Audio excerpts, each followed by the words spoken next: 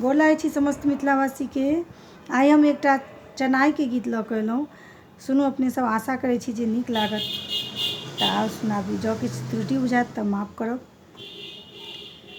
नीचरे पोखरिया चनई बाबू चरे मोहारी, राम ताही पैसी चनई बाबू करथी स्नान।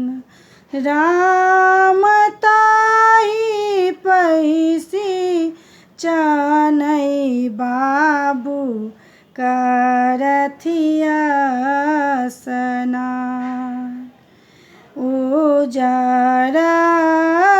धोतिया चनई बाबू जरही पाग, राम उजरही जनौआ चनई बाबू करथी स्नान।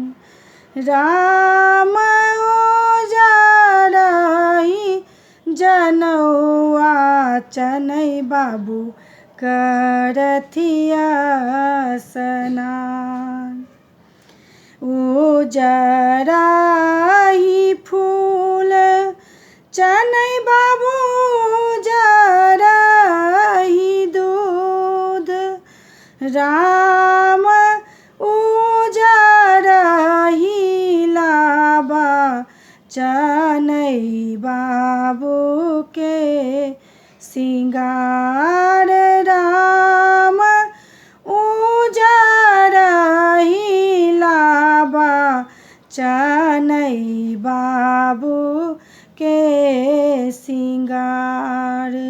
नीचरे पोखरिया चनई बाबू चरे मोहारी, राम ताही पैसी चनई बाबू करथी स्नान।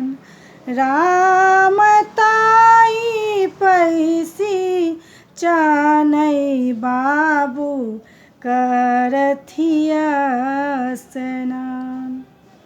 धन्यवाद। गाना नीक लागत चैनल के सब्सक्राइब कऽ लेब और बेल आइकन के प्रेस कऽ लेब, ताकि हम अल्टरनेट कऽ हर बीट के गीत लऽ कऽ अबैत रहै छी। धन्यवाद।